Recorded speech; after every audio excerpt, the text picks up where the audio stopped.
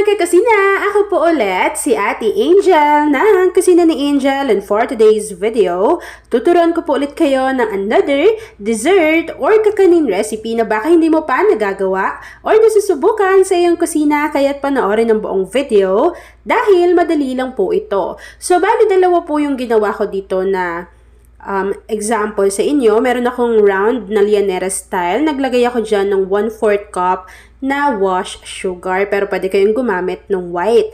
And then, lulutuin lang po natin yan, yung ating sugar, hanggang sa mag-caramelize. Dapat po light brown lang yung magiging kulay niya para po hindi naman ito maging mapait. So, kapag naluto na yan, set aside lang natin ito. Bago, pwede rin tayong gumamit ng medium or large size ng lianeras. Naglagay lang ako dito ng 2 kutsara ng asukal, and then ganun lang din po, lulutuin lang natin ito. Hintayin natin niyang mag-caramelize. Pinakamahinang apoy po dapat para hindi tayo maging mapait or masunugan ng ating asukal. So kapag naluto na natin yan, set aside natin to bago umpisahan na po natin yung ating mixture. Habang nakaset aside yung kinaramelize nating sugar sa ating mga lianeras, sa isang kawali maglagay po tayo dito ng 1½ cup ng glutinous rice flour. Take note na hindi pa nakabukas yung apoy sa ating kalan. Kapag nailagay na natin yung ating glutinous rice flour, nakalimutan kong maglagay ng 1/4 cup na cornstarch, pero ipapakita ko pa yan sa video. Kapag nailagay na yung ating glutinous rice flour, tutunawin po natin ito sa 2 lata ng evaporated milk na merong tig 370 ml. So kapag nailagay na natin yung ating evaporated milk, ayan, so dito ko pa lang nailagay yung 1/4 cup na cornstarch, pero pwede nyo na yung isabay doon sa glutinous rice flour. Kapag nailagay na natin yung ating mga dry ingredients, tutunawin lang po natin ito ng maigi sa ating evaporated milk, at naglagay rin po tayo dyan ng 1 cup na tubig. So kapag nailagay na natin yung water, pwede na rin tayo ditong maglagay pa ng 1 lata or 390 grams ng condensed milk.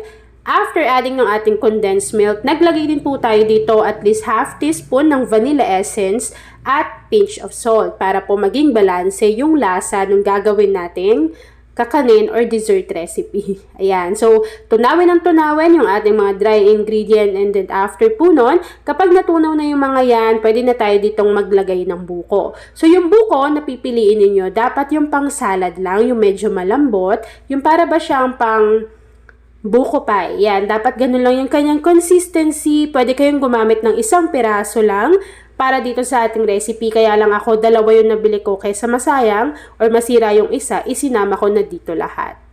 Kapag nailagay na natin yung ating buko, pwede na po nating buksan yung ating apoy sa ating kalan over medium to low heat. So, unti-unti lang yung pagluto nito sa katamtamang apoy para po hindi mahilaw yung inilagay natin na glutinous rice flour, pati yung ating cornstarch. So, habang hinahalo natin yan mga kakusina, mapapansin ninyo unti-unti nakakapal yung consistency ng ating mixture, and wala na pong liquid ingredients na matitira dito sa ating kawali.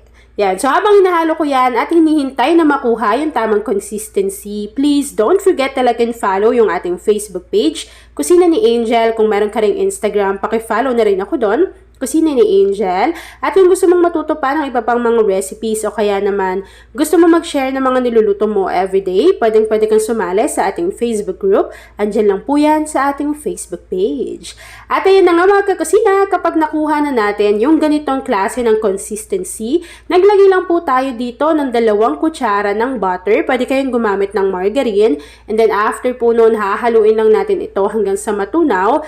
Tapos, yung mga lianeras na nilagyan natin kanina or pinagkaramelizean natin ng sugar, pinahiran ko lang yun ng butter or margarine para hindi tayo mahihirapan mamaya na i-unmold yung ating dessert or kakanin. So, kapag nakuha na natin yung ganitong consistency, natunaw na yung ating butter dito sa ating kawali, pwede na po natin tong direct isalin dito sa ating mga lianeras, and then kapag naisalin na natin to dito, flatten lang natin yan. Tapos, hihintayin natin tong lumamig at mag-set. And then, after po nun, ipapakita ko na sa inyo kung ano yung natapos nating easy dessert or kakanin recipe. At ayun na nga mga kakusina, kapag lumamig na po yung ating niluto kanina na mixture. Ganito po yung kanyang magiging itsura. So, ita-transfer lang natin ito sa ating plato bago pwede na po natin tong i-enjoy. At ayan na mga kakusina, tapos naman po ang ating easy dessert or kakanin recipe na mala buko pie. Kung nagustuhan mo yung ating video, please like and share this video. At kung hindi ka pa nakakapag-subscribe sa ating YouTube channel na Kusina ni Angel, please click subscribe button, click mo na yung notification bell, click all para lagi kang updated sa bawat ina-upload kong mga videos. Yan lang mga kakusina. Thanks for watching and enjoy this video. Paki-like and share na po yung ating video lalo na kung isa ka sa buko or kakanin lover.